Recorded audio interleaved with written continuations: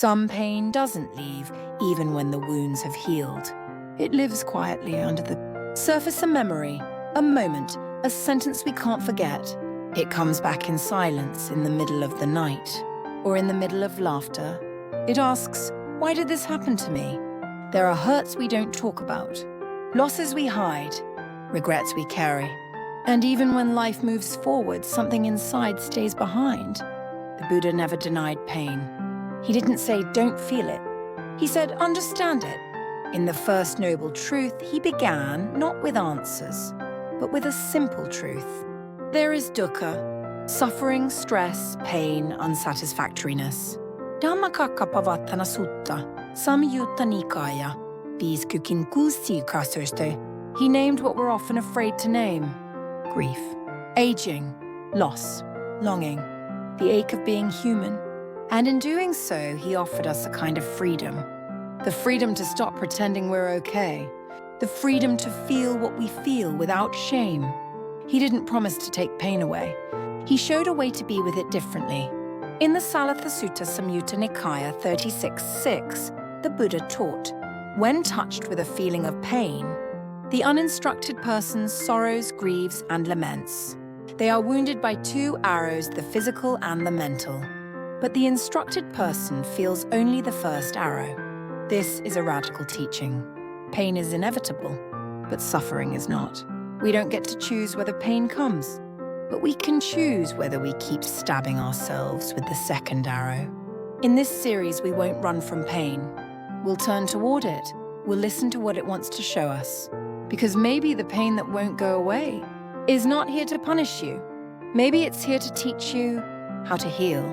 In the next part, we'll look at how the Buddha faced suffering himself, not as a god, but as a human being who walked through pain with wisdom and compassion. Before he became the Buddha, he was Siddhartha, a young prince who had everything: comfort, status, safety. But one day, he saw what he had been shielded from. A sick man, an old man, a dead man. And for the first time, he saw suffering. This encounter shattered his world. He realized no one, not even a prince, was safe from pain. That moment began his search, not for luxury, not for control, but for understanding. He left his palace and walked into the world, choosing the path of discomfort. He fasted. He deprived himself. He sat in silence for years, but still peace didn't come. Eventually, he saw that both extremes, indulgence and denial, only created more suffering. This insight became the heart of his teaching, the middle way. A life of awareness, balance, compassion. The Buddha faced suffering not by escaping it, but by observing it with deep attention. In the Mahasaccaka Sutta Majjhima Nikaya 36, he recounts, I considered, why am I afraid? Is it because of attachment to the body? Am I still clinging? Even in solitude, he questioned the roots of fear, craving, and pain. Not with judgment, but with honesty. And that honesty gave rise to awakening. The Buddha's enlightenment didn't erase pain from the world. It revealed how to relate to it with wisdom. He taught that suffering is a teacher, not a curse. That the heart can grow wide enough to hold both pain and peace. He once said, as a solid rock is not shaken by the wind, so the wise are not moved by praise or blame. Dhammapada verse 81. That steadiness wasn't born from avoiding suffering. It was born from meeting it fully. And this is the invitation to us, to stop running, to sit with our wounds, to ask not, how do I get rid of this, but what is this here to teach me? In the next part, we'll explore how turning toward pain instead of away from it can become the first step toward healing. Pain doesn't mean something is wrong. It means you're alive. And you're listening. We are taught to run from pain, distract, numb, escape. But the Buddha taught the opposite. Turn toward it. Because only when we face the wound can we begin to understand what it's made of. In the Satipatthana Sutta Majjhima Nikaya 10, the Buddha taught mindfulness of body, feelings, mind and mental objects, not to judge them, but to observe. One dwells observing feelings ardent, clearly comprehending, mindful, putting away covetousness and grief for the world. Mindfulness is not passive. It is a courageous act of staying. Staying with what hurts. Staying with what scares us. And in that staying, something changes. We begin to see that pain is not just one thing. It is sensations, memories, thoughts, resistance. We learn to name it. This is grief. This is fear. This is the tightening in my chest. And naming gives us space. Instead of being consumed by the wound, we become the one who witnesses it. This doesn't make the pain disappear, but it makes it workable. In the Anguttara Nikaya, the Buddha said, just as the ocean has one taste, the taste of salt, so does the Dhamma have one taste, the taste of freedom. Even our deepest wounds can carry that taste, if we meet them with presence and compassion. So how do we turn toward pain? We breathe, we soften. We place a gentle hand over the place that aches. We say, I'm here. And with each moment of mindfulness, we begin to shift from being the wound to becoming the healer. In the next part, we'll explore how that shift can become a source of strength, not by erasing pain, but by transforming it into wisdom. Pain is not the end of the story. It can be the beginning of awakening. There is a moment when pain stops being just pain and begins to become strength, not because the pain goes away, but because you change in how you meet it. The Buddha never taught that awakening comes from avoiding hardship.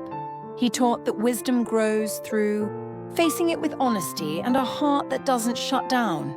In the Itivuttaka, he said, one who sees suffering sees the origin, the cessation, and the path. Suffering isn't a detour. It is the very doorway to understanding. We learn to ask, what is this pain showing me?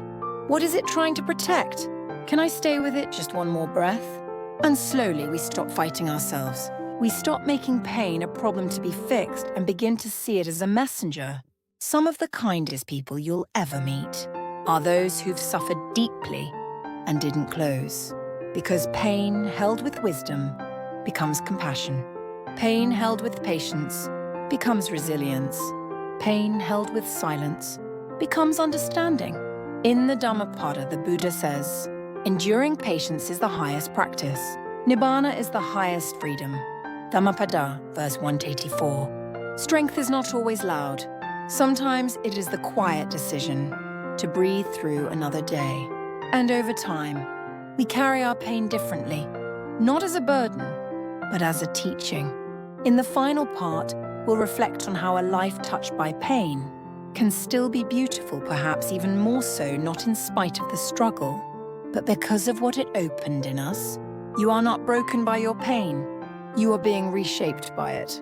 What does it mean to live beyond pain?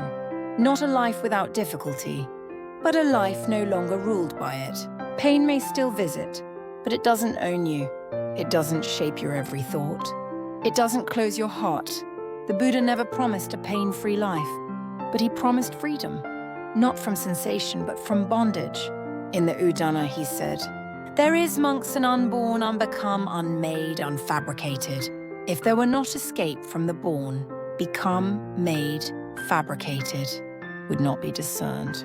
Udana or Santru, there is a space within us, untouched by pain, a part that can watch, can hold, can remain steady even in the storm. We touch this space through mindfulness, through compassion, through the deep knowing that pain is not who we are. Yes, we have suffered, but we are not our suffering. We are the awareness that holds it. We are the breath that keeps going. We are the silence beneath the noise. A life beyond pain is not about escaping. It is about expanding, so that even when pain arrives, it finds space, not resistance. It finds a heart so vast it can hold grief and joy in the same breath. The Buddha once said, radiate boundless love toward the entire world with a mind of loving kindness, abundant and free from hatred. Metta Sutta Sutta Nipata Unapun Otsa. This is the path to meet our pain with love, to live from the place that suffering cannot touch. You may still carry the memory, but it doesn't have to be heavy. Let it soften you. Let it open you. Let it remind you how far you've come. This is the beauty of the Buddha's teaching. We don't need a perfect life. We only need a free heart. And that is possible even here, even now.